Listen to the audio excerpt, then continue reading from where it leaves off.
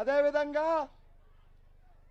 ఎన్ని కష్టాలు పడినా ఎన్ని నష్టాలు జరిగినా ఎత్తిన జెండా దించకుండా జై జై కోరుతున్న ప్రతి ఒక్క పసుపు సైనికులకి, ప్రత్యేకంగా జేసీ అభిమానులకి వందనం వందనం అభివందనం.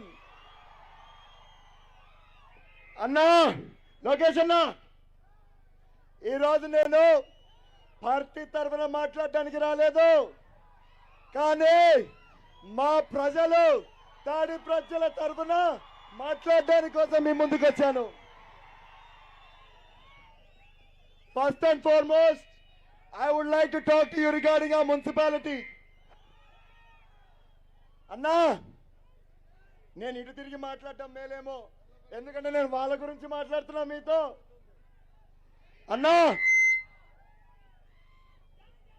ఈ తాడిపత్రి మున్సిపాలిటీ అనేది ఒక కళ అన్న. దాదాపు 40 ఏళ్ల నుంచి కళ కంటే అప్పుడు శాసనసభ్యులు అయితేనేమి, అప్పుడు కౌన్సిలర్లు అయితేనేమి, అప్పుడు తాడిపత్రి ప్రజలైతేనేమి ఇటుగా పేర్చుకుంటా ఈ రోజు ఒక నంబర్ 1 మున్సిపాలిటీగా తీర్చిదిద్దుకున్నారన్న.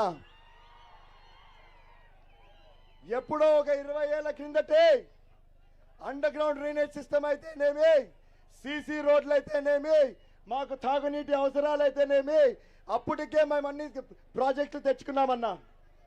కానీ ఇప్పుడున్న పరిపాలకులు, ఇప్పుడున్న ప్రభుత్వము కేవలం 1.5 సంవత్సరాల్లో ఈ ప్రభుత్వం వచ్చినాక మా మున్సిపాలిటీని భూస్థాపితం చేసేశారన్న.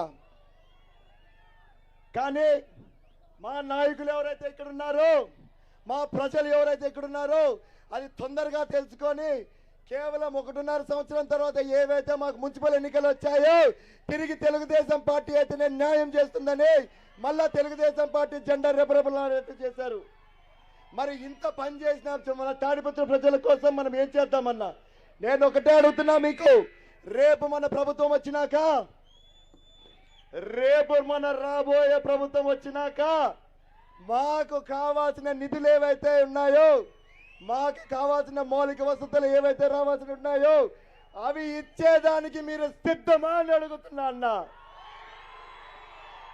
మీరు సిద్ధమైతే మాత్రం మాకు ఒక్కసారి మీరు సంసిద్ధమనాల్సి వస్తుంది. మా మైక్ దగ్గరకు వచ్చి సిద్ధమా లేదా?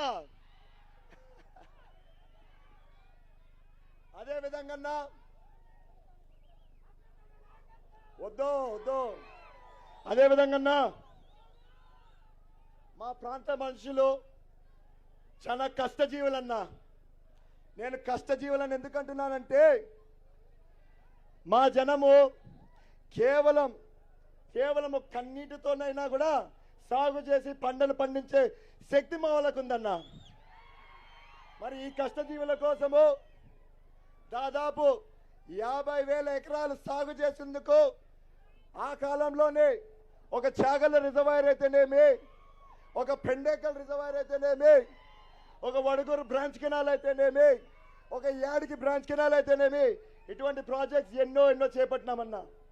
కానీ మాకు సమస్య ఎక్కడొస్తుందంటే దీనికి అవసరమైన నీటి మాత్రం కేటాయింపులు లేవు మాకు. నేను ఒకటే అడుగుతున్నా, రేపు మన ప్రభుత్వం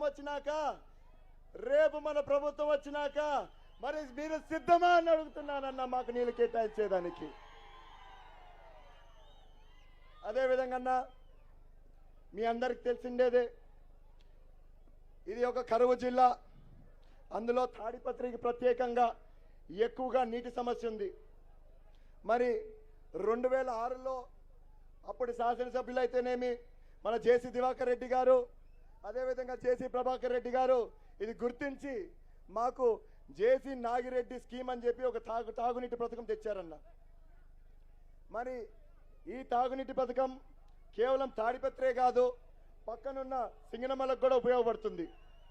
అదే మళ్ళా మన హయాంలో 2014 నుంచి 2019లో మీరు ఎప్పుడైతే పంచాయతీరాజ్ మంత్రిగా ఉన్నారో మీ దగ్గరకు వచ్చి ప్రత్యేకంగా ఒక 125 కోట్లకి ఈ ప్రాజెక్ట్ ఎక్స్టెన్షన్ కోరాం.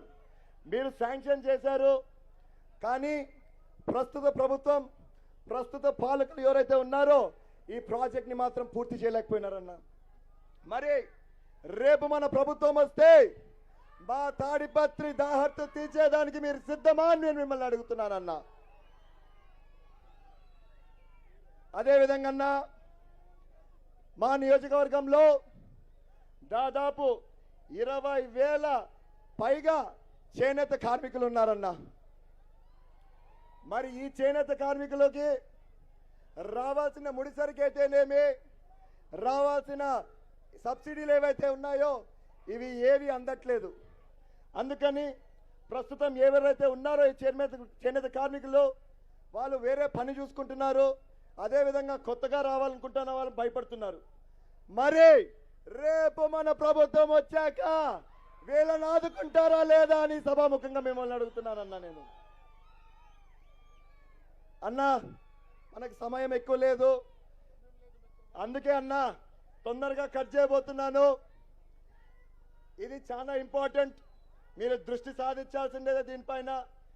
మన ప్రాంతంలో ఉన్న ఇండస్ట్రీస్ గురించి మాట్లాడబోతున్నాను నేను. అన్నా, ఈరోజు మా ఊరిలో 3 పూట్ల తింటున్నారంటే, రోజు కొత్త బట్టలు వేసుకుంటున్నారంటే, రోజు వాళ్ళకి కావాల్సిన విధంగా వాళ్ళ ఎంటర్టైన్మెంట్ ఉందంటే అది కేవలం ఒకప్పుడు మా దగ్గర ఉన్న నాపరాయి అయితేనేమి గ్రనైట్ పరిశ్రమల వల్లనే అన్నా.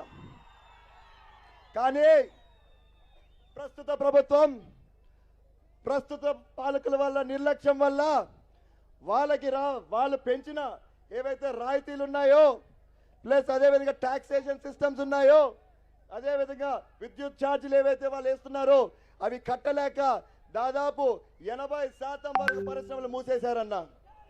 వీళ్ళందరూ నిజం చెప్పాలంటే రోడ్డున పడ్డారన్నా. తినేదానికి తిండి లేదు, కట్టుకోవడానికి గుండె లేదు, అదేవిధంగా ఇంటి పైన సరిగ్గా ఇల్లు కూడా లేని పరిస్థితికి వచ్చేశారు.